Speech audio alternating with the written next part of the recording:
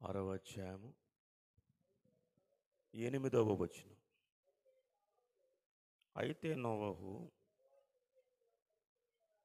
యెహోవా దృష్టి యందు కృప పొందినవాడాయను. ప్రేమ కలిగిన తండ్రి, దయగలద మీ కొందనాలు. నోవహు మీ దృష్టికి కృప పొందినట్లుగా చూస్తూ ఉన్నాం. మేము కూడా మీ దృష్టి యందు మేము కృప పొందాలి.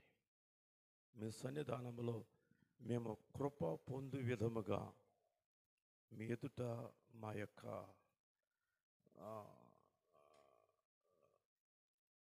దీన మనస్సును, సాత్వికతను ప్రభా మీ ఎదుట మేము చూపించాలి. మేము అవిధేయులము కాక మీ వాక్యమునకు విధేయులమవ్వాలి. ఆనాటి ప్రపంచమును మీరు చూచినప్పుడు ఒకే ఒక్కడు నోవహు గారు కృప పొంది ఉన్నారు. నేను అలాగే మేము మీ యందు కృప పొందినట్లుగా మీ పాద సన్నిధికి మేము వచ్చినాం. మీ కృపే తప్ప మా నీతి క్రియలు, మా యొక్క యథార్థమైన జీవితము కాదు తండ్రి. మేము ఇంకనూ పాపులమైండగా మీరు యుక్త కాలంలో మా కొరకు సిలువలో బలియాగమైనారు. మా శిక్షను మీరు సిలువలో భరించినారు. తలలో ముండ్ల కిరీటాన్ని, కాళ్ళు చేతుల్లో మేకులను, కొరడా దెబ్బలను, చేల్చబడిన మీ శరీరాన్ని మా కొరకు మీరు సిలువలో బలియాగమైన ఆ యొక్క శ్రేష్టమైన అదృశ్యాన్ని ప్రభా ఎల్లప్పుడూ మీరు మా కండ్ల ముందు ఉంచుతూ మా పాపముల కొరకు మీరు సెలువులో బలియాగమయ్యారన్న సంగతిని మాకు జ్ఞాపకంలోనికి ఉంచుతున్నందుకు మీకు కృతజ్ఞతాస్తుతులు చెల్లిస్తున్నాను.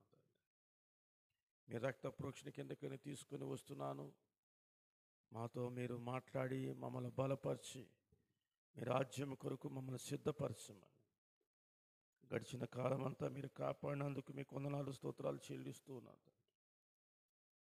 మీరు తప్ప మాకు వేరే దేవుడు లేడు. మాకు ఆశ్రయదుర్గమును, నమ్ముకొనదగు సహాయమును మీరే. మీ శక్తిగల నామమునకు మమ్మల్ని తీసుకొని వస్తున్నాను.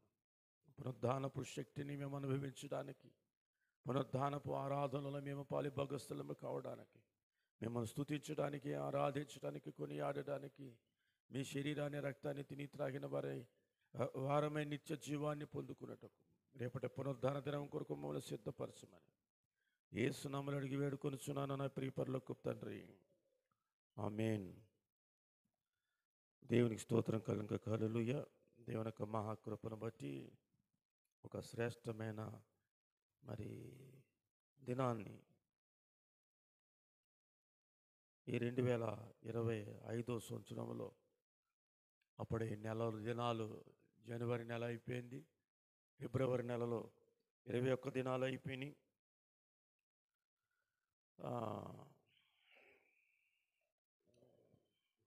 22వ రోజులో ప్రవేశించున్నాము. ఈ నెలకి 28 రోజులు మాత్రమే. అయితే మనము సమయాన్ని పోనీక సద్వినియోగం చేసుకోమని వాక్యం సెలవిస్తాం. దేవుని యొక్క వాక్యము మనకి జీవాహారమని, ఇది జీవమును గూర్చినదని వాక్యం సెలవిస్తాను. నేనేమి వార్తలు చదవడం లేదు, నేను వాక్యం చెప్తా ఉన్నాను. వార్తలు చదివే వ్యక్తి తనకి ఇవ్వబడింది ఏదో అది చదువుకుంటూ వెళ్ళిపోతాడు. ఇది దేవుని ఆత్మచేత ఇది నడిపింపబడి అప్పటికప్పుడు సంఘమునకు ఏది అవసరమో అది దేవుడు ఇవ్వడానికి పరిశుద్ధాత్మక సహాయము, సంచారము, ఆయన రక్త ప్రోక్షణ, ఆయన యొక్క నీటి వాక్యమనే నీటి యొక్క ప్రవాహము ఇక్కడ జరుగుతూ ఉండాలి. లేకపోతే ఆ సంఘము క్రీస్తు సంఘముగా ఎంచబడుతుంది. కనుక నేను ఏదన్నా ప్రశ్నించినప్పుడు తెలిస్తే చెప్పండి, తెలియకపోయినా చెప్పండి. మాకు ఏదో ఒకటి తెలిసి ఉంటుంది కదా. ఈ ఏళ్ల తరబడి మనం దేవుని మందిరానికి వెళుతూ ఉన్నాం. ఈ ఏళ్ల తరబడి బాల్యదినాల నుంచి కూడా వాక్యం వింటూ ఉన్నాం. అయితే అక్షరార్థమైన బోధ జరుగుతూ ఉంది, చరిత్ర సంబంధమైన బోధ జరుగుతూ ఉంది, ఆత్మ సంబంధమైన బోధ కూడా జరుగుతూ ఉంది. అక్షరార్థమైన బోధ మరి వాక్యము సెలవిస్తోంది, అక్షరము చంపును, ఆత్మ జీవింపచేయునని. చరిత్ర కూడా మనకి, చరిత్ర సంబంధమైనటువంటి వాక్యము కూడా సంఘ క్షేమాభివృద్ధికి అది ఏమాత్రము కూడా తోడ్పడదని సంఘము గ్రహించాలి. యేసు ప్రభుల వారితో అపోస్తులు అనబడిన వారు 3.5 సంవత్సరాల పాటు ఆయనతో కలిసి పరిచర్యను యొక్క అనుభవాన్ని వారు కలిగి ఉంటూ వస్తూ ఉన్నారు. అయినప్పటికీ వారు ఆ పరిచర్య, అప్పగింపబడిన ఆ పరిచర్య విషయంలో వారు ఏమాత్రము లోబడిన వారు కాదు. ఎందుకంటే అప్పటికి వారికి పరిశుద్ధాత్మ లేడు. ఎందుకంటే యేసయ్య భూమి మీద ఉండగా వారికి పరిశుద్ధాత్మ అనుగ్రహింపబడలేదు.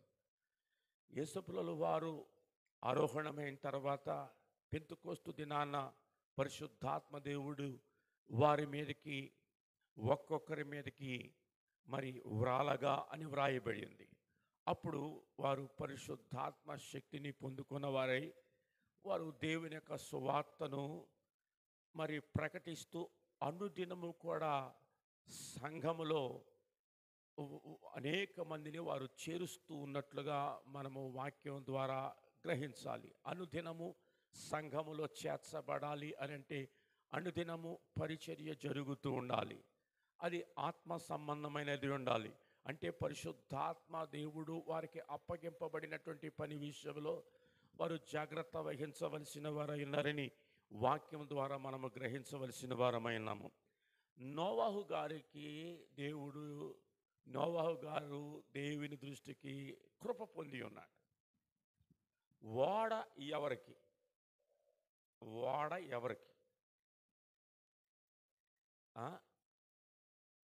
ప్రపంచానిక, నోవాహుక?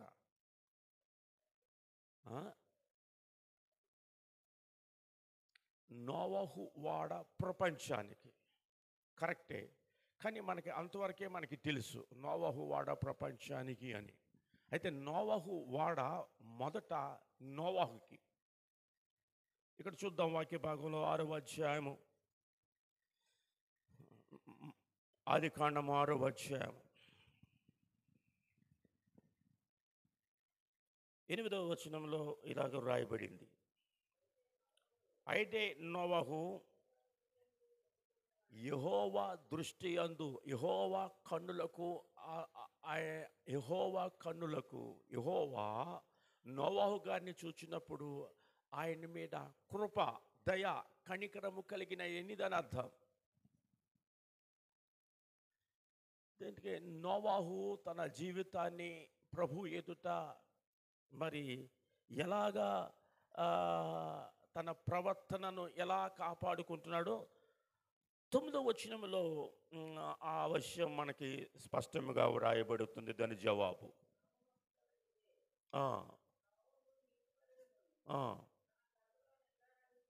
2 విషయాలు మనకి కనబడుతున్నాయి. నిందారహితుడును నీతిపరుడు అని వాక్యం సెలవిస్తుంది. నీతిపరుడు, నిందారహితుడు.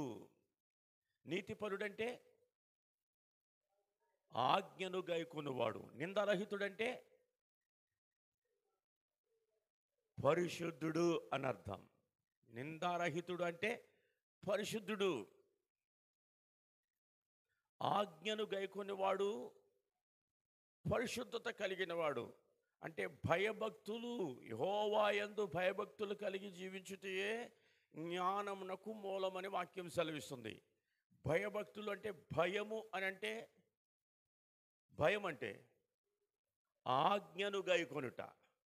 భక్తి అంటే పరిశుద్ధతను కలిగి ఉండుట, నిందారహితముగా ఉండడం.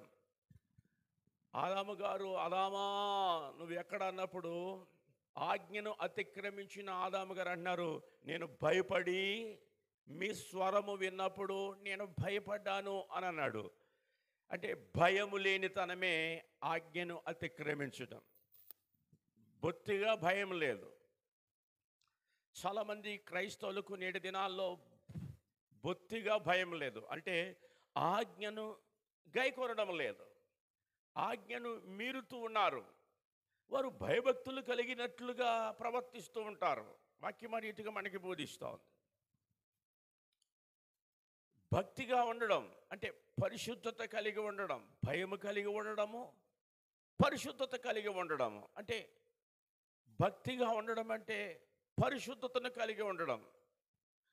యెహోవా దృష్టికి మొదట ఎవరైతే కృప పొందుకుంటారో వారిని, ఆ కృప ఎందుకు పొందుకున్నాడో దాని నిర్వచనము 9వ వచనంలో మనకి ఇచ్చేసినాడు. అతడు నీతిపరుడును నిందారహితుడును. అంటే నేరము అతని మీద మోపబడినప్పటికీ ఆ నేరము ఆ వ్యక్తి మీద రుజువు కాదు. యెహోవా పరిశుద్ధుడు, పరిశుద్ధుడు, పరిశుద్ధుడు. అంటే యెహోవా అంటే ఎల్లప్పుడూ ఉండేవాడు. ఎవరు అనంటే నిన్న నేడు రేపు ఆదియు అంతము లేనివాడు ప్రభు అయినటువంటి యేసుక్రీస్తు. ఆయన పరిశుద్ధుడు. నేరము మోపాలని అనేక మందిని నాటి ధర్మశాస్త్రోపదేశకులు, పరిసయ్యులు, శాస్త్రులు వీరందరూ కూడా కూలికి కొంతమందిని లంచమిచ్చి పుచ్చుకుని ఆయన మీను సిలువ వేయండి, సిలువ వేయండి అని కేకలు వేస్తూ ఆయన మీద నేరము మోపుతున్నారు. కానీ ఆయన మీద నేరము మోపినను ఆయన మీద మోపబడిన నేరములలో ఒకటి రుజువు కాలేదని వ్రాయబడింది. దేవుని స్తోత్రం కలంగా హల్లెలూయా. ఆయన గురించి ప్రస్తావిస్తుంది, ఇదిగో ఈ నీతిమంతుల జోలికి నీవు పోవద్దు. అంటే ఆజ్ఞను గైకొనువాడు, తన తండ్రి యొక్క మాటను నెరవేర్చినవాడు, ఆయన పరిశుద్ధుడు. పరిశుద్ధుడిగా ఎలా పిలువబడుతున్నాడు అనంటే ఆయన మీద మోపబడిన నేరములలో ఒకటి కూడా రుజువు కాలేదు అని ఏమి తీర్పు పొందుతున్నాడంటే, ఇదిగో ఈ నిర్దోషి అని తీర్పు పొందుతా ఉన్నాడు. దేవుని స్తోత్రం కలంగా హల్లెలూయా. నీతిపరుడును, నిర్దోషియును, నిందారహితుడును, పరిశుద్ధుడు. అందుకనే నిత్యము కూడా యెహోవా పరిశుద్ధుడు, పరిశుద్ధుడు, పరిశుద్ధుడు. మా గొర్రె పిల్లకును మా రక్షణకర్త అయిన దేవునికిని యుగయుగములు మహిమ ఘనత ప్రభావాలని రేయింబగళ్ళు కూడా పరలోకపు సైన్యము పరలోకములో ఆయనను ఆరాధిస్తూ ఉన్నారు. వారితో పాటు సార్వత్రిక సంఘములో చేర్చబడిన మనము కూడా నిత్యము ఆయనను ఆరాధన చేసే వారంగా ఉంటూ ఉన్నాం. ఆయన నీతిపరుడును, నిందారహితుడును.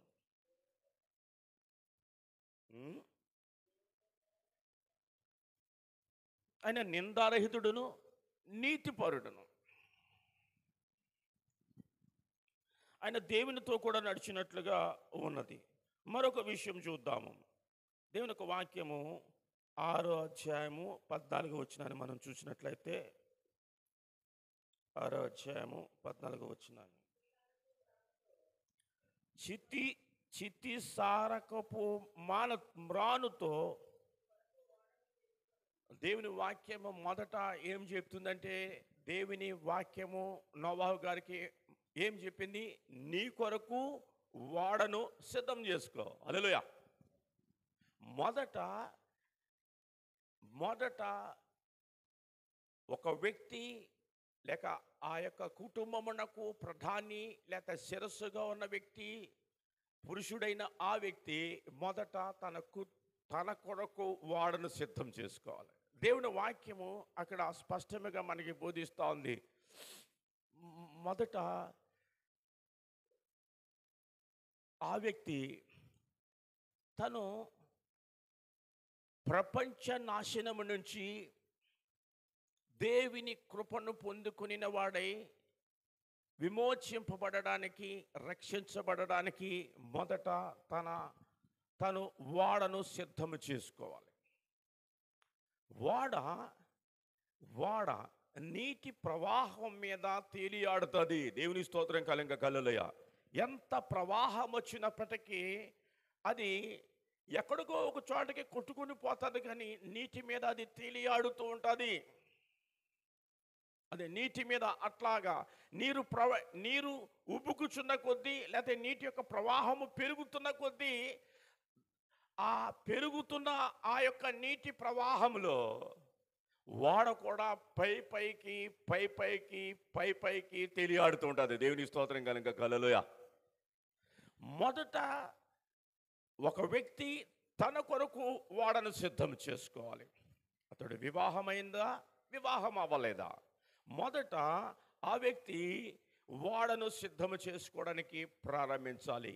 అలాంటి వాక్యము చేత, పరిశుద్ధాత్మ సంబంధమైన బోధ చేత సంఘములో ఆ వ్యక్తి బోధింపబడాలి.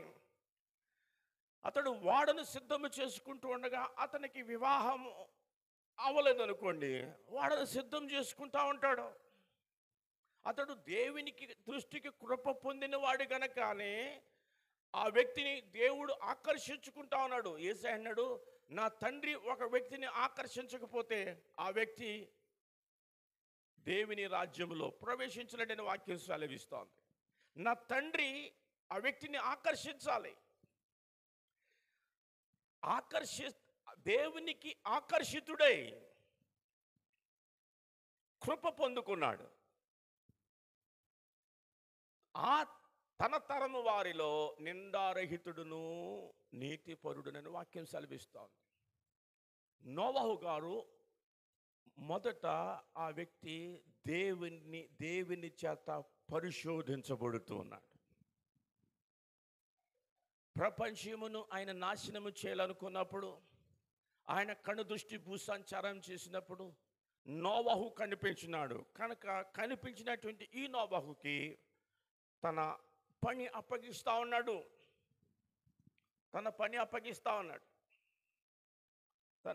తన పని అప్పగించినప్పుడు ఆ వ్యక్తి దేవునికి సేవకుడుగా ఉంటున్నాడు. పేతురు పత్రికను మనం చూసినట్లయితే పేతురు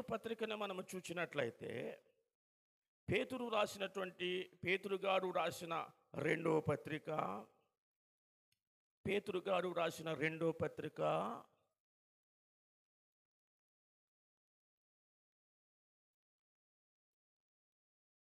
5వ వచనం, రెండవ పత్రిక 2వ అధ్యాయము 5వ వచనం. ఒక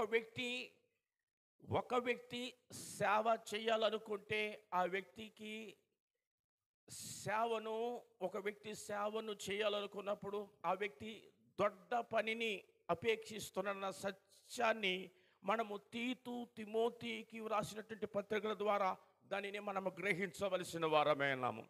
దానికి ముందు దేవుడు ఒక వ్యక్తిని ఏ రీతిగా ఆ వ్యక్తిని దర్శిస్తూ ఉన్నాడో మనం స్పష్టంగా గ్రహించాలి.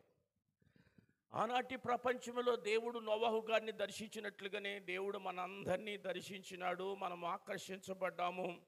మనలో ఏదో ఒక మంచితనమును ఆయన చూచి మనతో చెప్పినాడు, నీవు వాడను సిద్ధం చేసుకోమని. దేవుని స్తోత్రం కలుగుగా హల్లెలూయా.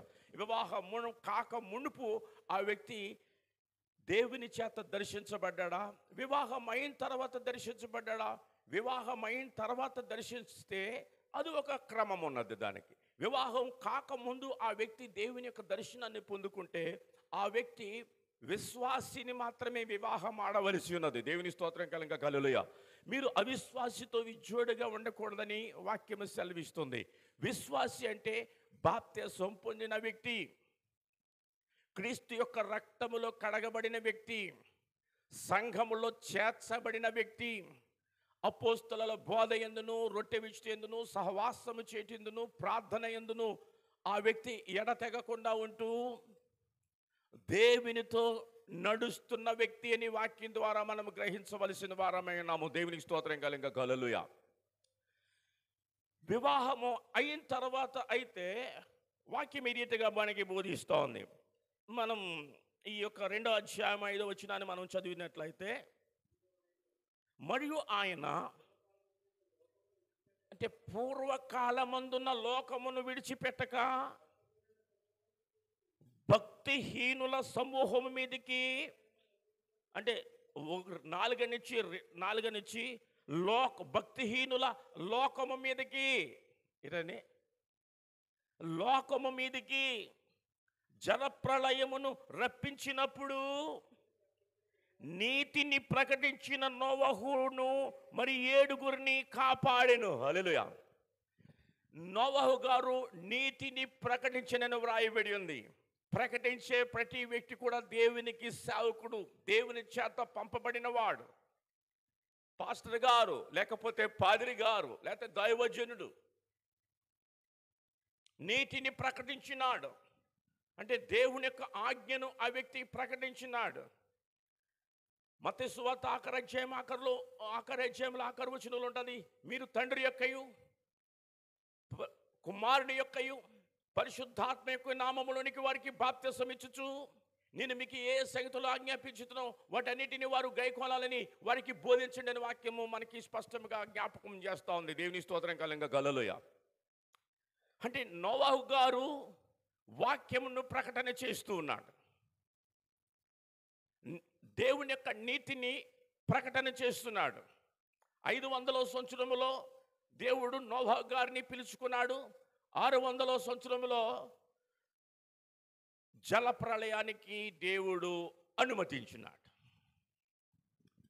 అది అలాగే పట్టుకుని మరొకసారి మనము ఆదికాండానికి మనం వచ్చినట్లయితే, ఆదికాండానికి మనకు వచ్చినట్లయితే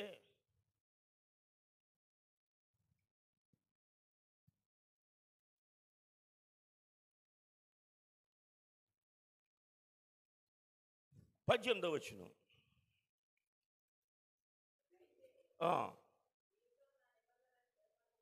మొట్టమొదట దేవుడు నోవహు గారితో తన నిబంధనను స్థిరపరుస్తున్నాడు. హల్లెలూయా. మొట్టమొదట ఆ కుటుంబానికి యజమానుడిగాను శిరస్సుగాను, అంటే సంఘమునకు ఆయన శిరస్సుగా ఎలాగున్నాడో కుటుంబానికి ప్రతి పురుషుడు శిరస్సు అయినట్లుగా మనము ఆనాటి దినములో వారికి తెలియదు, కానీ మనము క్రొత్త నిబంధన కాలంలో దాని యొక్క సమాచారం మనకు తెలుసు. దేవుని స్తోత్రం కలంగా హల్లెలూయా. అంటే వాక్యము ఒక్కొక్క విషయంలో ఒక్కొక్క వ్యక్తిని ఒక్కొక్క దానితో దేవుడు పోలుస్తూ ఉన్నాడు. ఆ పోల్చినప్పుడు దానిని మనము స్పష్టంగా దానిని గ్రహించాలంటే పరిశుద్ధాత్మ మాత్రమే మనము కలిగి ఉండాలి. పరిశుద్ధాత్మను మనము కలిగి ఉన్నప్పుడు పరిశుద్ధాత్మ మనకి గ్రహింపు శక్తిని, జ్ఞానమును దేవుడు మనకు అనుగ్రహిస్తాడు. దేవుని స్తోత్రం కలంగా హల్లెలూయా. లేకపోతే ఆ విషయాన్ని మనము తృణీకరించి ఆ విషయంలో దేవుని దృష్టికి మనం ఏమైపోతామంటే దూరం అయిపోతాం. నేను వాక్యాన్ని ప్రకటన చేస్తూ ఉన్నాను. నశించిపోతున్న జనులారా, నశించిన దానిని వెతకి రక్షించడానికి వచ్చినటువంటి క్రీస్తు యేసు, నాశనమైపోతున్నటువంటి సర్వజనులారా, పరలోక రాజ్యము సమీపించింది గనక మారు మనసు పొందండి. ప్రయాసపడి మీ భారమును మీరే మోసుకుంటూ ఉన్నారు, నా యొద్దకు రండి మీకు విశ్రాంతిని ఇస్తాను అని వాక్యం సెలవిస్తూ ఉంది. దేవుని స్తోత్రం కలంగా హల్లెలూయా. విశ్రాంతి ఇస్తాను అని అంటే నేటి దినాల్లో దైవ సేవకులు, దేవుడు మిమ్మల్ని స్వస్థపరుస్తాడు, మీకు మగ పిల్లలు ఇస్తాడు, పెళ్లిళ్ళు చేస్తాడు, వివాహం చేస్తాడు, ఇల్లు కడతాడు, ఉద్యోగం ఇస్తాడు, ఏవేవో వారు తమ స్ట్రాటజీస్, తమ సొంత మాటల చేత, లౌకిక ఆత్మ చేత, అన్యాగ్ని చేత నింపబడిన వారే వారు తమ వాక్ చాతుర్యమును బట్టి అనేక మందిని వారు తమ యొద్దకు ఆకర్షించుకుంటా ఉన్నారు. దేవుని స్తోత్రం కలంగా హల్లెలూయా. నేను చూస్తా ఉన్నాను, కొంతమంది మంచి మంచి దైవజనులు ఉన్నారు. ఆ దైవజనుల చేత ఏటేటా కూడా మీటింగ్స్ పెడుతూ ఉంటారు. మీటింగ్స్ పెడుతూ ఉంటే వారు ఆత్మ సంబంధమైన బోధన వారు జరిపిస్తూ ఉన్నారు. కొంతమంది వ్యక్తులు చాలా శ్రేష్టమైన విషయాలను తెలియజేస్తున్నారు. ఒక సేవకుడు ఏం చేస్తున్నాడంటే ఒక భక్తి కలిగినటువంటి ఒక దైవజనుని తీసుకుని వచ్చి మీటింగ్ పెడతా ఉన్నారు. వారేమో మంచి శ్రేష్టమైనటువంటి వాక్యాన్ని వారు అందిస్తూ ఉన్నారు. అయితే వారు అందిస్తూ ఉంటే వారు చెప్పిన వాక్యాన్ని గ్రహించే శక్తి వీరికి లేదు. వారు శ్రేష్టమైన విషయాలే చెప్తా ఉన్నారు. ఆత్మ సంబంధమైనటువంటి వాక్యాన్ని వారు బోధిస్తూ ఉన్నారు, కానీ గ్రహించలేకపోతూ ఉన్నారు. ఎందుకంటే వారి జీవితాలలో పరిశుద్ధాత్మ దేవుని యొక్క నడిపింపు, పరిశుద్ధాత్మతో కలిసి నడవడము వారికి అలాంటి అనుభవం లేదు గనక ఇప్పుడు ఏమవుతుందంటే వారు ఆత్మ సంబంధమైన బోధను జరిపిస్తూ ఉన్నారు. ఇక్కడ వారు ఆత్మ సంబంధమైన బోధను జరిపించడానికి గొప్ప గొప్ప దైవజనులను ఎందుకు వీరు పిలుచుకుంటున్నారంటే వారి యొక్క చర్చి యొక్క సభ్యులు పెరగడానికి. హల్లెలూయా. ఇప్పుడు వారి యొక్క సంఘం యొక్క సభ్యులు పెరుగుతున్నారంటే ఇక్కడ సైతాను యొక్క సంఖ్య పెరుగుతుంది, కానీ దేవుని సంఖ్య పెరగడం లేదు. హల్లెలూయా. దేవుని సంఖ్య పెరగడం లేదు. ఎందుకంటే సంఘములో చేర్చబడుతున్నారు, ఆ వ్యక్తి తన కొరకు వారిని ఉపయోగించుకుంటా ఉన్నాడు. వారు శ్రేష్టమైన వాక్యాన్ని ఇచ్చి వెళ్ళిపోతూ ఉన్నారు. ఇక్కడ సంఘము ఇంక్రీజ్ అవుతా ఉంది, సంఘములో బాప్తిసాలు జరుగుతూ ఉన్నాయి.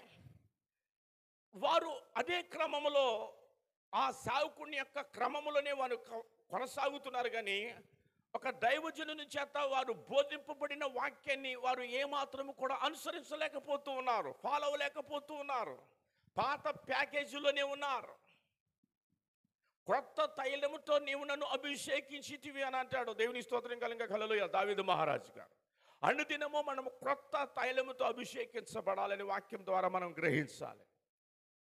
క్రొత్త తైలంతో అభిషేకింపబడడం అంటే నూతన ఆత్మతో. నూతన ఆత్మతో అంటే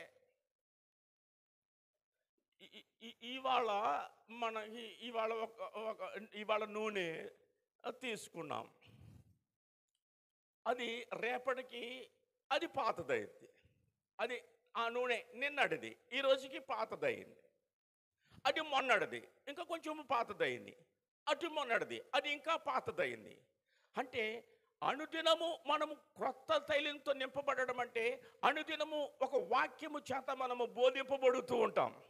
బోధింపబడినప్పుడు వెంటనే దానిని మనము అంగీకరించి దానిని మనము రిసీవ్ చేసుకున్నప్పుడు దానిని నేను అంగీకరించి దాని ప్రకారంగా నేను ప్రవర్తించినప్పుడు క్రొత్త తైలముతో నేను అభిషేకించబడుతున్నాను. దేవుని స్తోత్రం కలుగుగాక. హల్లెలూయా. ఇలాగ ఈరోజు ఏదైనా ఒక క్రొత్త విషయాన్ని దేవుడు నాతో మాట్లాడినాడు, నా పాపాన్ని నాకు తెలియజేస్తున్నాడు. నేనేం చేస్తానంటే నేను ఆ పాత దానిని నేను తీసివేసినప్పుడు, నేను ఎప్పుడైతే బోధింపబడ్డానో దానిని నేను ఒప్పుకుని దాన్ని నేను విడిచిపెట్టినప్పుడు నన్ను దేవుడు క్రొత్త తైలముతో అంటే పరిశుద్ధాత్మతో అనుదినము నూతన పరచబడుతూ ఉన్నాను. దేవుని స్తోత్రం కలుగుగాక. హల్లెలూయా. లేకపోతే నేను బోధింపబడకపోతే నేను క్రొత్త తైలంతో ఎప్పుడు అభిషేకించబడతాను? నాలో నూతనత్వము దినదినము ఎలాగ అభివృద్ధి పొందుతూ ఉంటుంది? లేదు. ఒక వ్యక్తి వివాహము కాకమునుపు ప్రభు దగ్గరకు వచ్చినాడా, అతడు దేవుని చేత కృప పొందుకున్నాడు. ఆ వ్యక్తి వాక్యము ద్వారానే వివాహము చేసుకోవాలి, వాక్యమునకు కట్టుబడి వివాహం చేసుకోవాలి. ఎందుకని వివాహము అంటే క్రైస్తవ వివాహములో అన్ని విషయములలో అది ఘనమైనది. ఎందుకంటే మధ్యాకాశములో జరగబోయే వివాహమునకు అది సాదృశ్యంగా ఉంది. అది మర్మమని వాక్యం సెలవిస్తుంది ఎఫెసీ పత్రికలో. అయితే నేను క్రీస్తుని గురించి సంఘమును గురించి చెప్పుచున్నాను అన్నాడు. కనుక ప్రభువునందు మాత్రమే వివాహము చేసుకోవాలి, ప్రభువునందుండి మాత్రమే వివాహం చేసుకోవాలి, క్రీస్తునందుండి మాత్రమే వివాహం చేసుకోవాలి. కానీ వారు ఎలా పడితే వారు అలాగా వివాహం చేసుకోవడానికి వాక్యము అనుమతించదు. ఒకవేళ అలాంటి పరిస్థితులు వారు కలిగి ఉన్నారు అంటే వారు పరిశుద్ధాత్మ లేనివారు అని అర్థం. అట్టి సంఘములో పరిశుద్ధాత్మ దేవుడు లేడు అని అర్థం. మన జీవితంలో ఎన్నో విషయాలు మనకి గతించిపోయినాయి, సరే అయిపోయింది. ఇప్పుడు మనం క్రొత్త తైలముతో అభిషేకించబడాలి. దేవుని స్తోత్రం కలుగుగాక. హల్లెలూయా. మనము నూతనంగా మళ్ళీ మారు మనసు పొందవలసిన వారమై ఉన్నాము. అందుకనే వాక్యం సెలవిస్తుంది, లవోదిక సంఘముతో నువ్వు తిరిగి మారు మనసు పొందాలని. ఎలా మారు మనసు పొందాలి? ఎలా మారు మనసు పొందాలి? పరలోక రాజ్యము సమీపించింది కనుక మారు మనసు పొందండి అన్నాడు లోకముతో. సంఘముతో ఏమంటున్నాడు? సంఘంతో ఏమన్నాడు? లవోదిక సంఘంతో ఏమన్నాడు? ఆసక్తి కలిగి, చూడండి చదవండి మీరు, మీకు ఆసక్తి కలిగి అని ఉంటుంది చూడండి. ఆసక్తి కలిగి అని అంటాడు చూడండి ఆ విషయాన్ని. మీకు ఆసక్తి ఉండాలి, కానీ ఆసక్తి ఉండదు. ఎందుకంటే ఇప్పటికే మన జీవితంలో చాలా సంవత్సరాలు గడిచిపోయినాయి, వృద్ధాప్యం వచ్చేసింది, మనకు ఆసక్తి ఉండదు, ఇంట్రెస్ట్ ఉండదు, బాడీ సహకరించదు, మన ఆలోచన విధానాలు వేరుగా ఉంటాయి. శరీర సంబంధంగా మనం ఆలోచన చేస్తూ ఉంటాం, ఆత్మ సంబంధమైన బోధ వేరే విషయాన్ని మనకి తెలియజేస్తూ ఉంటుంది. మనకు ఇంట్రెస్ట్ ఉండదండి. మనము చాలా విషయాలను ఏం చేస్తూ ఉంటే తర్జన భర్జన చేసుకుంటూ ఉంటాం. ఎందుకంటే వయస్సును బట్టి మనకు కొంత జ్ఞానం ఉంటుంది, లౌకిక ఆత్మ పనిచేస్తూ ఉంటుంది.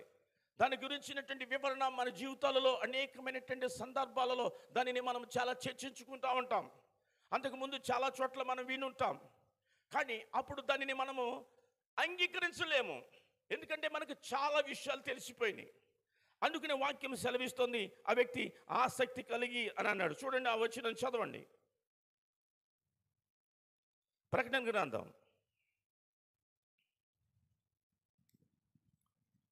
3వ అధ్యాయం 19వ వచనం.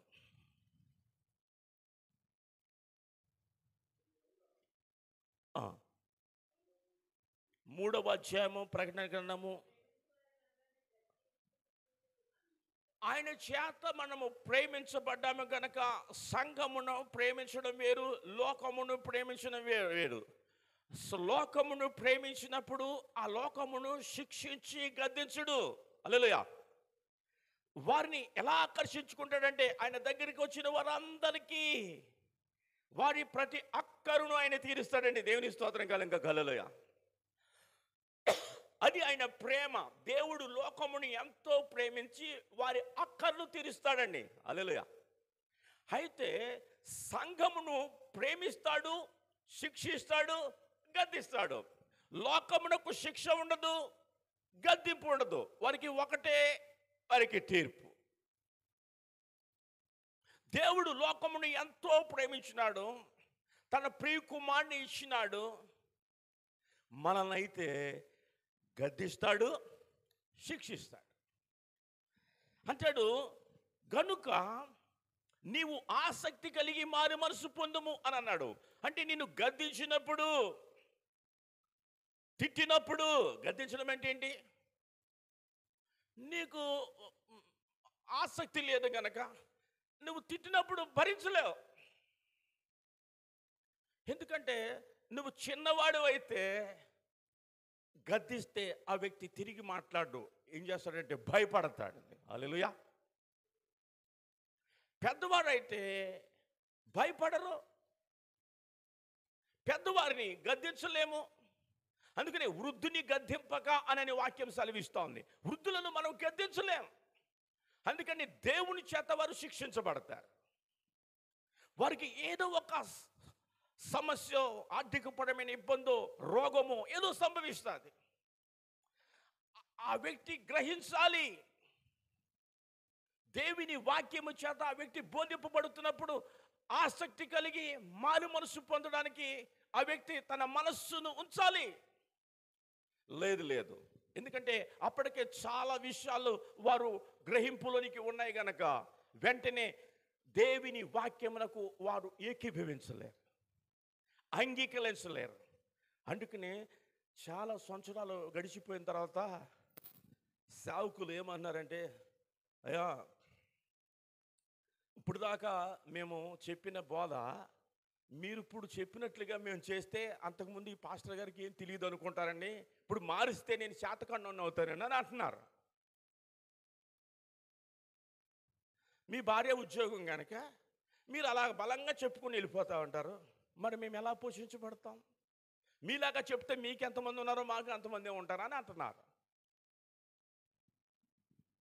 అంటే వారు తమను పోషించుకోవడానికి వారు చాలా సంవత్సరాలు గడిచిపోయిన తర్వాత దానిని వారు ఏం చేయలేరండి, అంగీకరించలేరు. క్రొత్త ద్రాక్షరసము వారిలో లేదు, క్రొత్త తైలము చేత వారు అభిషేకించబడడానికి మనసు పెట్టరు. వారు పాత పద్ధతులని వారు కొనసాగించుకుంటారు. ఒక క్రొత్త బోధకుడిని తీసుకొస్తారు, ఒక క్రొత్త బోధ వింటారు, క్రొత్త ద్రాక్షరసము, క్రొత్త తిత్తులలో వేయాలి, కానీ పాత తిత్తులలోనే వేయబడుతుంది కనుక అది పిగిలిపోతా ఉంది. పిగిలిపోయినప్పుడు ఆ ద్రాక్ష రసము నిష్ప్రయోజనమైపోతుంది. అంటే దేవుని యొక్క రక్తము నిష్ప్రయోజనమైపోయింది ఆ సంఘములో, ఆ మీటింగ్లో.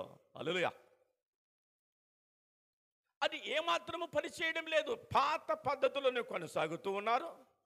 వారు ఆసక్తి చూపించడం లేదు. పాస్టర్ గారు వాక్యం చెప్పినప్పుడు ఒక పాస్టర్ గారు ఆసక్తి కలిగి మారు మనసు పొందితే సంఘమంతా కాపాడబడతది. నీతిని ప్రకటించాలి. హల్లెలూయా. ఏం ప్రకటించాలండి? నీతిని ప్రకటించాలి. అవినీతిని ప్రకటించకూడదు, దుర్నీతిని ప్రకటించకూడదు, లాభాపేక్షతో ప్రకటించకూడదు వాక్యాన్ని. నీ కుటుంబము పోషించబడడం కొరకు కాదు, నీవు పోషించబడడం కొరకు కాదు, నువ్వు ఓడను సిద్ధం చేసుకోవాలి. దేవుని వాక్యం సెలవిస్తుంది, నోవహు దినములలో జరిగినట్లు జరుగును. నువ్వు నాకు ఇల్లు కట్టడానికి అవకాశం ఉంది కనుక ఇల్లు కట్టాను. దేవుడు ఇల్లు కట్టుకోమని చెప్పడండి, ఓడను సిద్ధం చేసుకోమని చెప్తాడు. దేవుని స్తోత్రం కలంగా గల్లులయ్యా.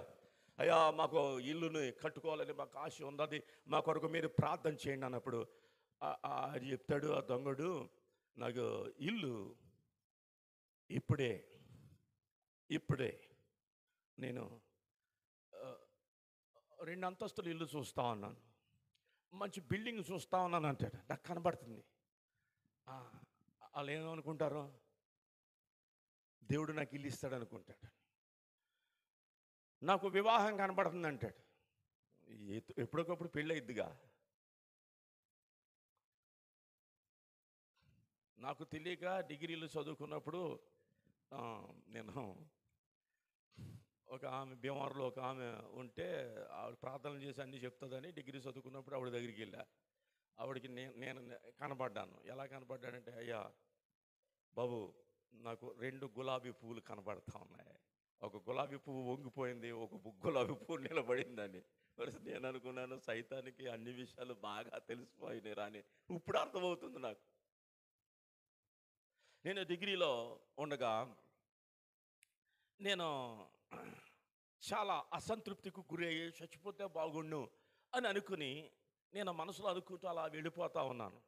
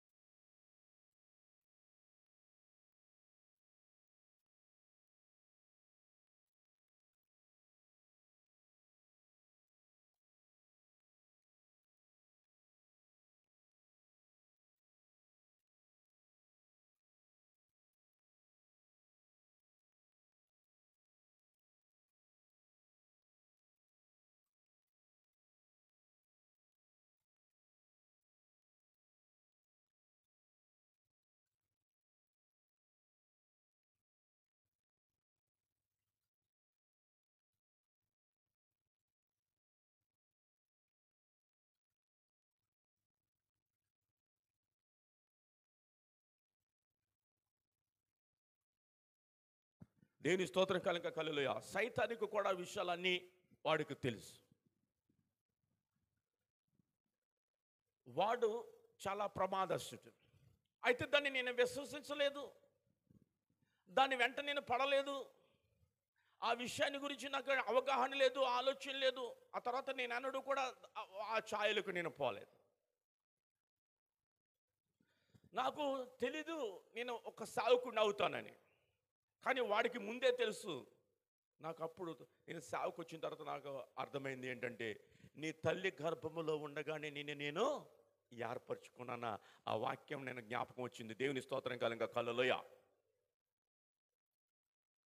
అంటే నా తల్లి గర్భంలో నేను ఉండగానే నేను ఏర్పరచుకున్న సంగతి వాడికి కూడా తెలుసండి. ఎలా మింగిదనాన్ని గజ్జల సింహలే తిరుగుతూ ఉంటాడండి. దేవుని స్తోత్రం కలంగా హల్లెలూయా. యేసుప్రభువు పుట్టారా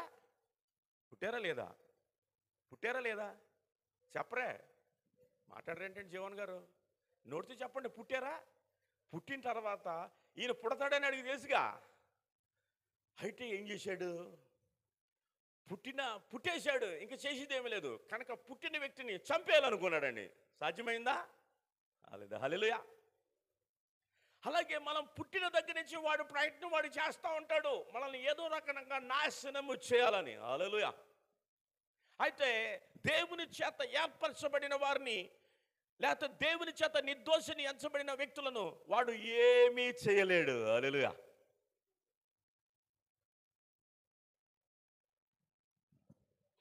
మొదట నీవు నీ కొరకు వాడను సిద్ధం చేసుకో. దేవుని స్తోత్రం కాదు. ఇంకా కళ్ళలో ఆ తర్వాత నీ భార్య ఉందా, నీ పిల్లలు ఉందా, ఆ లోకం ఉన్నదా, ఆ తర్వాత సంగతి. మొదట నీ కొరకు అంటే మొదట దేవుని మాటకు నీవు లోబడాలి. హల్లెలూయా. నేను లోబడను, వాళ్ళకి చెప్తాను మీరు లోబడండి అని. నాకు రక్షణ లేదు, ఆ వ్యక్తికి చెప్తాను మీకు రక్షణ పొందండి. మీరేం సంపాదించుకోవద్దని చెప్తారు, పాదులు మాత్రం మీరు సంపాదించుకోవచ్చా అని అంటుంటారు చాలామంది. మీరు ఇల్లు కట్టుకోవద్దని చెప్తున్నారు, మీరు కట్టుకోవచ్చా? మీరు వాహనాల్లో తిరగొద్దు అంటారు, మీరు తిరగొచ్చు అని అంటూ ఉంటారు. అందుకనే మొదట నా కొరకు వాడను సిద్ధం చేసుకోవాలి. వాడను సిద్ధం చేసుకోవడం అంటే జలప్రళయం నుంచి ఆయన కాపాడబడడం కొరకు సిద్ధము చేసుకునేటువంటి ఒక నిబంధన వాడది. హల్లెలూయా. మనము కూడా ఈ యొక్క లోకం యొక్క అంతం నుంచి మనము కాపాడబడాలి అనంటే మొదట నేను నా కొరకు వాడను సిద్ధం చేసుకోవాలి. హల్లెలూయా. ఆ తర్వాత నీ భార్య ప్రవేశిస్తుంది, నీ పిల్లలు ప్రవేశిస్తారు. వివాహం అవ్వలేదు అనుకోండి అప్పటికి ప్రభు సమయానికి, లేదా వివాహం కాకముందే నువ్వు చనిపోయావు అనుకోండి, అప్పుడు ఏమవుతుందంటే నువ్వు ఆ వాడలో ప్రవేశిస్తావు. దేవుని స్తోత్రం కనుక. హల్లెలూయా. పెన్ను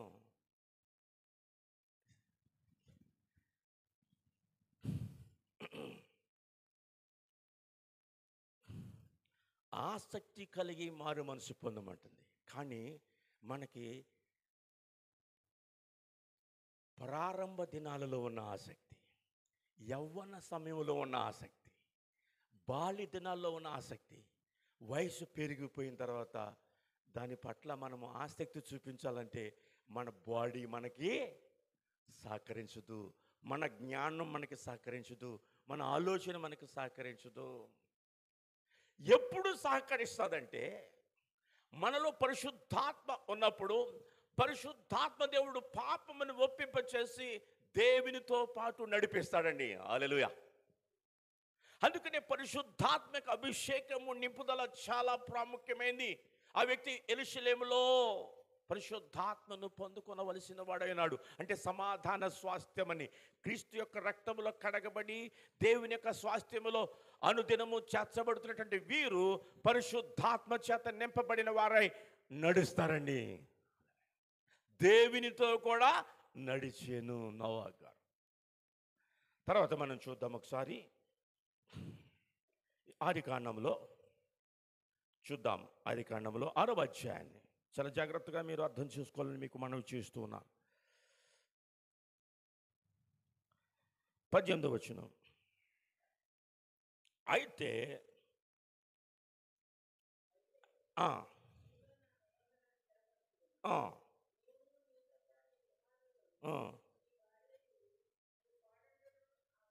చాలండి. ఈ క్రమం చూసారా ఎలా ఉంది? క్రమం చెప్పండి జయమన్ గారు, ఒకసారి క్రమం చెప్పండి ఒకసారి.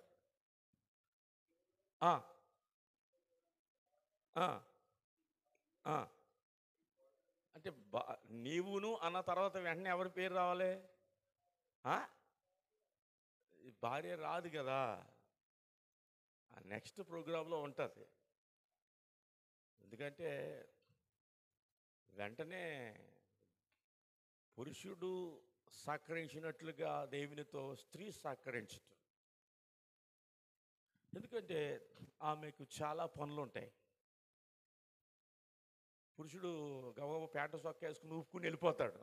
ఆమె అలా కాదు కదా, వంట చేసుకోవాలి, ఏదో పని చేసుకోవాలి, పిల్లల్ని చక్కబెట్టుకోవాలి, అది ఇల్లు చదువుకోవాలి. ఈయనేమో రెడీ అయిపోతాడు, ఉండండి వచ్చేస్తానంటది, ఆలస్యం అయిపోతాడు. అలాగే ప్రభుకు కూడా దూరం అయిపోతూ ఉంటారు. చాలా జాగ్రత్తగా కుటుంబాన్ని మనము జాగ్రత్తగా కాపాడుకోవాలి. నీకు వివాహం అయిన తర్వాత వాడను సిద్ధం చేసుకోమని పిలుపు వచ్చిందా? వా వివాహం కాక మునుపు నీకు పిలుపు వచ్చిందా? దేనికైనా సరే వాడ చాలా ప్రాముఖ్యమైనది. మొదట నీకును, వివాహం అయిన తర్వాత రెండు నీ కుమారులకును. హల్లెలూయా. నీ భార్య నీలో ఏక శరీరమై ఉంది. నీ కుమారులను దేవుని కొరకు నువ్వు జాగ్రత్తగా పెంచవలసిన వాడవై ఉన్నావు. హల్లెలూయా. నీ కుమార్తెలను నువ్వు జాగ్రత్తగా క్రమములో పెంచవలసిన దానివై ఉన్నావు. హల్లెలూయా. మొదట నీ పిల్లలు, నీవును నీ పిల్లలను. నీ భార్య నీతో ఉంటుంది. పిల్లల తర్వాత ఉన్నా, కోడల తర్వాత ఉన్నా, మనవళ్ళ తర్వాత ఉన్నా, మనవరాళ్ళ తర్వాత ఉన్నా, నీ భార్య నీతో ఉంటుంది. దేవుని స్తోత్రం కలుగుగా. హల్లెలూయా. మొదట నీవు భార్యను ఆ తర్వాత ఎందుకు దేవుడు ప్రస్తావించినాడంటే, నువ్వు వివాహం చేసుకున్నప్పుడు నువ్వు వివాహం కాక మునుపు నీకు పిలుపు వచ్చినప్పుడు నువ్వు విశ్వాసిని చేసుకుంటావు. వివాహం అయిన తర్వాత నీకు పిలుపు వచ్చిన తర్వాత నీ భార్యని విశ్వాసిగా నువ్వు మార్చుకుంటావు. విశ్వాసిగా మార్చుకున్న తర్వాత నీ పిల్లలను నీవు విశ్వాసి యొక్క కుటుంబముగా వారిని నువ్వు పెంచవలసిన వాడమై ఉన్నావు. అందుకని భార్య కన్నా ముందు నీ కుటుంబ సభ్యులు వస్తా ఉన్నారు. దేవునికి స్తోత్రం కలుగుగా. హల్లెలూయా. అంటే ఈ భార్య భర్తల మధ్యలో ఎవరుంటారంటే పిల్లలు ఉంటారు. హల్లెలూయా. ఎక్కడుంటారండి? భార్య భర్తల మధ్యలో ఎవరుంటారు? పిల్లలు ఉంటారు. భార్య భర్త ఫోటో తీసుకున్నారనుకోండి, అప్పుడు భార్య భర్తలు ఇద్దరు పక్కనకి వెళ్ళి పడతారు. మగ పిల్లలు ఈ టైపులు ఉంటారు, ఆడపిల్లలు ఈ టైపు ఉంటారు కదా. ఇక్కడ పెళ్ళిళ్ళు అయిపోతే వాళ్ళు అలాగా. అంటే ఈ పిల్లలు ఈ తల్లిదండ్రుల యొక్క సంరక్షణలో పెరగాలి. హల్లెలూయా. తల్లి ఒకలాగా పిల్లల్ని పెంచకూడదు. ఏం చేయకూడదండి? తల్లి మాటకి కొంతమంది, తండ్రి మాటకి కొంతమంది, తండ్రి వైపున కొంతమంది, తల్లి మాట కొంతమంది. నీకు ఎవరు ఇష్టమరా అంటే మీ ఇంట్లో చిన్నపిల్లని అడిగితే కొంతమంది అయితే కొంచెం తెలివిగా ఇద్దరు ఇష్టమంటారు, లేకపోతే మా అమ్మ ఇష్టమంటారు, అయితే వాళ్ళ అమ్మ పక్షం. మా నాన్న ఇష్టమంటారు, వాళ్ళ నాన్న పక్షం. కాదు, నీ మధ్యలో వారు ఉండాలి. హల్లెలూయా. ఆ తర్వాత వరుసలో నీ కోడళ్ళు, అల్లుళ్ళు, మనవళ్ళు వస్తారు. హల్లెలూయా. మీ ఇద్దరి మధ్యలో మీ పిల్లలు ఉండాలి. కానీ ఇద్దరి మధ్యలో పిల్లలు ఉండరండి. ఇద్దరి మధ్యలో ఉండడం అంటే ఇద్దరికి వారు విధేయులు అవ్వాలి. హల్లెలూయా. యేసుప్రభువు అంటే తన తల్లిదండ్రులకు లోబడి దేవుని దయందును మానవుల దయందును జ్ఞానమందును ఎదుగుచూ ఉండేనని వ్రాయబడుతుంది. హల్లెలూయా. అంటే తల్లిదండ్రులు ఇద్దరు కూడా బిడ్డలని జాగ్రత్తగా పర్యవేక్షణ చేయాలి, పట్టించుకోవాలి. నాన్న పట్టించుకుంటాడని అమ్మ పట్టించుకుంటుందని నాన్న చేయకూడదండి. హల్లెలూయా. ఇద్దరు కూడా పిల్లలను చాలా జాగ్రత్తగా పెంచవలసిన వారై ఉన్నారు.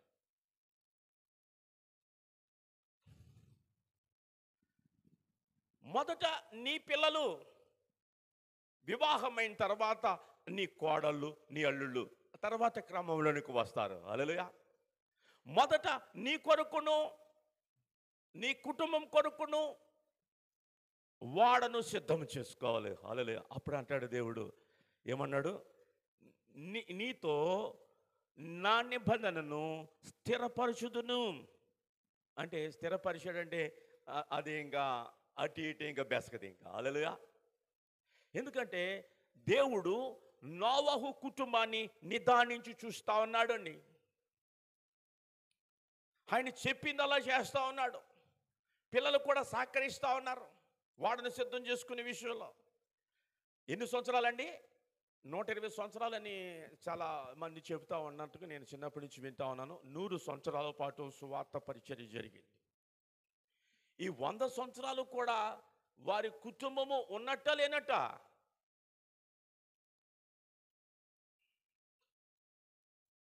ఉన్నట్టే. 100 సంవత్సరాల పాటు వారికి అప్పగింపబడిన పని విషయంలో వారు ఎంత జాగ్రత్తగా ఉన్నారు. దేవుని స్తోత్రం కలుగుగా. హల్లెలూయా. నోవహును పిలిచిన దగ్గర నుంచి వాళ్ళలో ప్రవేశించే వరకు వారి కుటుంబము దేవుని ఎదుట స్థిరపరచబడింది. హల్లెలూయా. అంటే పై పన్ను వరుస, కింద పన్ను వరుస, పలు వరుస కత్తిరి వేయబడినది అని అన్నాడండి. పై పళ్ళు స్థిరపరచబడ్డాయి, స్థిరముగా ఉంటాయి అవి. కింద పళ్ళు వరుస కదులుతూ ఉంటాయి, వాటికి స్థిరత్వము లేదు. గత వారం దానిని మనం ధ్యానం చేసినాం. రేపు కూడా మిగతా విషయాలు ధ్యానం చేయబోతున్నాం. దేవుని స్తోత్రం కలుగుగా. హల్లెలూయా. నీవును నీతో కూడా ఏంటండి? నీవును చదవండి. నీవును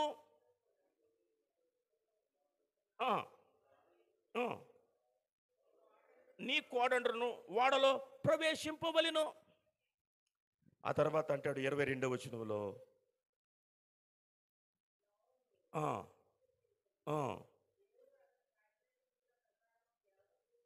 అంతే. ఎందుకు ఇంత స్పష్టంగా రాశాడంటే, నోవహు అట్లు చేసెను, దేవుడు అతనికి ఆజ్ఞాపించిన ప్రకారము యావత్తును చేశాను. అంటే దేవుడు తనకు ఆజ్ఞాపించిన ప్రకారం చేశాడు. కానీ భార్య మాటో, భర్త మాటో, తల్లిదండ్రుల మాటో, బిడ్డల మాటో, ఊరోళ్ళ మాటో, ఏ పాస్టర్ గారి మాట కాదు. దేవుడు నీకు ఆజ్ఞాపించిన దానిని నువ్వు చేయాలి. దేవుని స్తోత్రం కలుగుగా. హల్లెలూయా.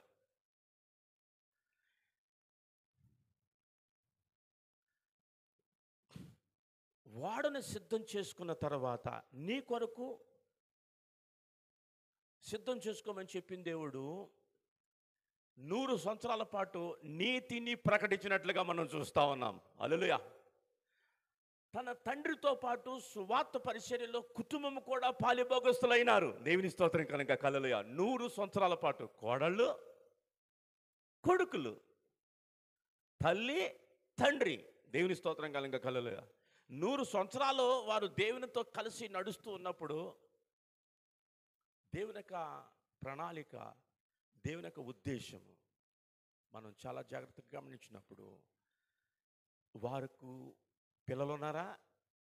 కొడుకులకి ఉన్నారా? పిల్లలు ఉన్నారా? లే.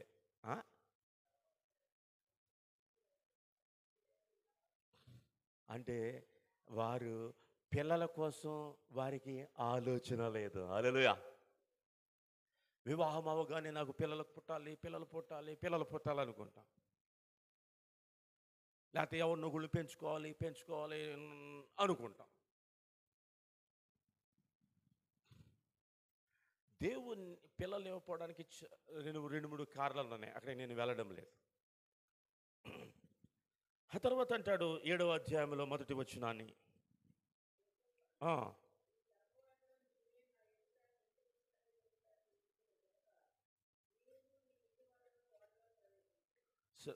నీతిపరుడును 6వ అధ్యాయంలో అన్నాడు, నీతిపరుడును నిందారహితుడు. ఇలా చూడండి, 7వ అధ్యాయంలో అంటాడు, నువ్వు ఓడలో ప్రవేశించడానికి మళ్ళీ మరొకసారి నోవా గారి గురించి దేవుడు తుది పలుకులు చెప్తున్నాడు. నీవే ఈ తరము వారిలో నీవే. 100 సంవత్సరాల పాటు సువార్త ప్రకటించబడింది. మనం ఒకసారి చూద్దాము. పేతురు గారు రాసినటువంటి మొదటి పత్రిక 3వ అధ్యాయము, మొదటి పత్రిక 3వ అధ్యాయము 19 నుంచి. దేవుని దీర్ఘశాంతము ఇంకా కనిపెట్టుచున్నప్పుడు, చూడండి ఇలా చూడండి, దేవుని దీర్ఘశాంతము 100 సంవత్సరాలు కనిపెట్టిందండి. ఇంకను కనిపెట్టుచున్నప్పుడు పూర్వము నోవహు దినములలో, ఇలా చూడండి, ఓడ సిద్ధపరచబడుచుండగా. హల్లెలూయా. ఓడ సిద్ధపరచబడతా ఉంది. జలప్రళయం వరకు అది సిద్ధపరచబడతా ఉంది. హల్లెలూయా. సంఘము ఎత్తబడే వరకు. మీరు జూమ్లో ఉన్నారా?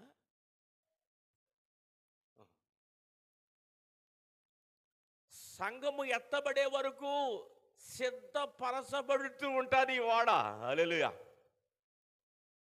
సిద్ధపరచబడుచుండగా అవిధేయులైన వారి వద్దకు, అనగా చెరలో ఉన్న ఆత్మల యొద్దకు, అంటే బంధింపబడిన వారు. చెరలో ఉన్నారంటే అపవాది చేత, అపవాది యొక్క బంధకములలో ఉన్న వారికి ఆత్మరూపిగానే, ఆయన ఆత్మరూపిగానే వెళ్ళి వారికి ప్రకటన చేసినను. అప్పుడు కూడా పరిశుద్ధాత్మ దేవుడు తన పనిని చేస్తూ ఉన్నాడండి. హల్లెలూయా. నోవహు గారు ప్రకటన చేస్తూ ఉన్నాడు. అప్పుడు అంటున్నాడు, ప్రకటించిన ఆ వాడలో కొందరు అని, మళ్ళీ కామ. హల్లెలూయా. కొందరు అని అనగా 8 మంది. చూడండి, కుటుంబం అనలేదు ఇక్కడ. అనగా కొందరు మరియు 8 మంది. అంటే ఇక్కడ పరిశుద్ధాత్మ దేవుడు ఏమని మనకి బోధిస్తున్నాడంటే, ఇక్కడ తల్లని, తండ్రిని, ఇదేని భార్య అని, భర్తని, అన్నయ్యని, చెల్లని, అక్కని, బావగారని, వదిన గారని, ఈ వరుసలు ఏమి లేవు ఇక్కడ. అందరూ సహోదరులు. హల్లెలూయా. ఇక్కడ వరుసలు లేవు. అందరూ సంఘం, అందరూ వధువు సంఘం. కొందరు అనగా 8 మంది. అక్కడ నీవును, నీ కుమారులను, నీ భార్యయు, నీ కోడళ్ళను చెప్పినప్పుడు, హల్లెలూయా, పరిశుద్ధాత్మ దేవుడు క్రొత్త నిబంధనకి ఎలా పరిచయం చేస్తున్నాడండి? కొందరు 8 మంది అని అన్నాడండి. ఆ 8 మందిలో ఎవరున్నారో, ఆ 8 మందిలో ఆ కుటుంబం ఉంది. ఈ 8 మందిలో కుటుంబ సభ్యులందరూ ఉండొచ్చు, ఉండకపోవచ్చు. ఆ కొందరిలో ఉండొచ్చు, కుటుంబ సభ్యులందరూ ఉండకపోవచ్చు. ప్రతి కుటుంబము వాడను సిద్ధం చేసుకోవాలి. హల్లెలూయా. ప్రతి క్రైస్తవ కుటుంబము వాక్య క్రమములో వాడను సిద్ధము చేసుకుంటే అనేక కుటుంబాల యొక్క కలయిక వాడలోనికి ప్రవేశిస్తారండి. దేవుని స్తోత్రం కనుక. హల్లెలూయా. అని పాస్టర్లేనండి చెడగొట్టేసింది మొత్తం.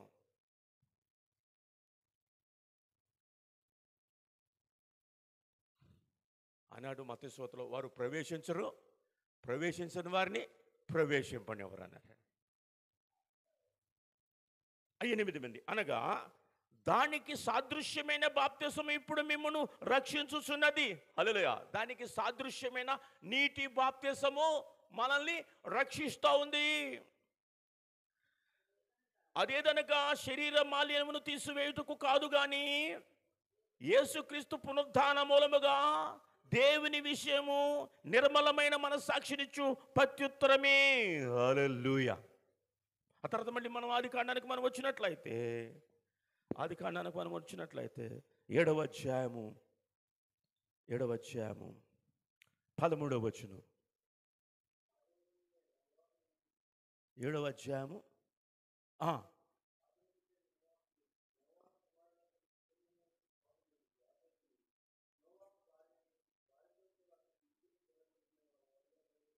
హల్లెలూయా. 7వ వచనంలో అన్నాడు, 7వ అధ్యాయం 1వ వచనంలో, నీవే కనుక మీ కుటుంబము ప్రవేశించుడి, నీవును నీ ఇంటి వారును ప్రవేశించుడి. హల్లెలూయా. అంటే మనము నిందారహితముగాను నీతిగాను ఉంటూ నీవే నీతిపరుడు అనిపించుకోవాలండి. హల్లెలూయా. అప్పుడు నీతిపరుడండి. ఈ 100 సంవత్సరాల కాలంలో అతడు ఒక్కడే నీతిపరుడు అయ్యాడండి. హల్లెలూయా. అందుకనే నీవే అని సంబోధించినాడండి. ఇప్పుడు 13వ వచనంలో అంటాడు, ఏమంటాడంటే, ఆ దినమందే నోవహు కుమారులకు షేమును, హామును, యాపోతును, నోవహు భార్యయు, వారితో కూడా అతని 3 కోడండ్రును ఆ వాడలో ప్రవేశించిరి. తర్వాత 16 చూద్దాం. 16వ వచనం.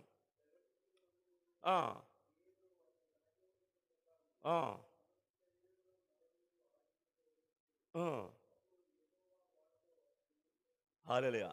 అప్పుడు యెహోవా అతన్ని ఓడలో మూసివేసెను, అతనితో పాటు అతని కుటుంబము ఆయనకు యాక శరీరమైనది. హల్లెలూయా. అంటే ఇలా చూడండి, కొడుకులు కోడళ్ళు కూడా ఈ నోవహు భార్యలలో యాక శరీరమై ఉన్నారు. హల్లెలూయా. ఆమె కోడలుగా లేదు, యాక శరీరమై ఉన్నారు. అత్తకి కోడలికి పడదు, మామకి అల్లుడికి పడదు, ఒకరికొకరు పడదు. అత్తగారు ఉన్న చోట కోళ్ళు ఉండదు, కోళ్ళు ఉన్న చోట అత్తగారు ఉండకపోవచ్చు, కొడుకున్న చోట మామగారు ఉండకపోవచ్చు, మామగారు ఉన్న చోట కొడుకు ఉండకపోవచ్చు. కానీ ఈ కుటుంబము కలిసి ఉంది. నోవహును వాడలో నోవహును మూసివేసెను. హల్లెలూయా. అంటే నోవహులో వారు అందరూ ఉన్నారు. నోవహు బ్రతికినంత కాలము నోవహులో వారు ఉంటారు. హల్లెలూయా. వారు ఉండాలి. వారు అందరూ బ్రతికున్నంత కాలము, నోవహు గారు బ్రతికున్నంత కాలము, ఆ ఇంటి యజమానుడు బ్రతికున్నంత కాలము అతనిలో వారు ఉంటారండి. దేవుని స్తోత్రం కలుగును. హల్లెలూయా. అది క్రమం. ఆ తర్వాత 21వ వచనాన్ని మనం చూసినట్లయితే ఆ ఆ ఆ ఆ ఆ ఆ చూసారండి, అందరూ చచ్చిపోయారు. ప్రపంచమంతా చచ్చిపోయింది. రాబోయే రోజుల్లో ప్రపంచమంతా చచ్చిపోతుంది. 8వ అధ్యాయం మొదటి వచనాన్ని చూసినట్లయితే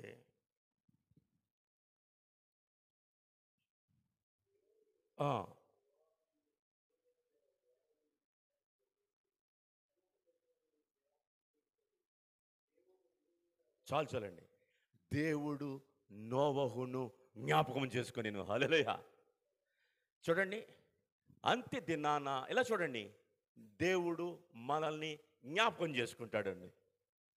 ఆయన జ్ఞాపకములో ఉన్న వారందరూ కూడా సమాధులు తెరవబడి లేపబడతారు. ఆయన జ్ఞాపకంలో ఉండడం అంటే జీవగ్రంథములో పేరు ఉండడమే. ఎవరి పేరైతే, అంటే ఎవరైతే ఆయన జ్ఞాపకంలో లేరో అంటే ఆ జీవగ్రంథం అంటే ఆయన మైండ్లో మన పేర్లు ఉంటాయి. హల్లెలూయా. ఆయన ఆ మైండ్లో ఎవరి పేరైతే ఉన్నదో వారందరూ కూడా లేపబడతారండి. అంటే బ్రతికింపబడతారు, లేకపోతే కాపాడబడతారు అని అర్థం. చివరిగా హెబ్రీ పత్రిక 11వ అధ్యాయం 7వ వచనం. హెబ్రీ పత్రిక 11:7 చూద్దాం. హెబ్రీ పత్రిక 11:7. విశ్వాసమును బట్టి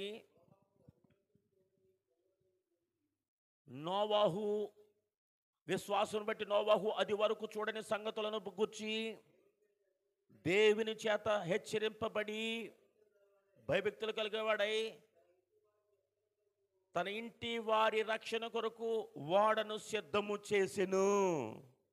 అందువలన అతడు లోకం మీద నేరస్థాపన చేసి విశ్వాసం బట్టి కలుగు నీటికి వారసుడైన వాడను తన కుటుంబం కొరకు సిద్ధం చేసినాడు. ఇలా చూడండి, మొదట నా కొరకు, తర్వాత నా కుటుంబం కొరకు దేవునికి వాక్యము ప్రకటించబడుతుంది.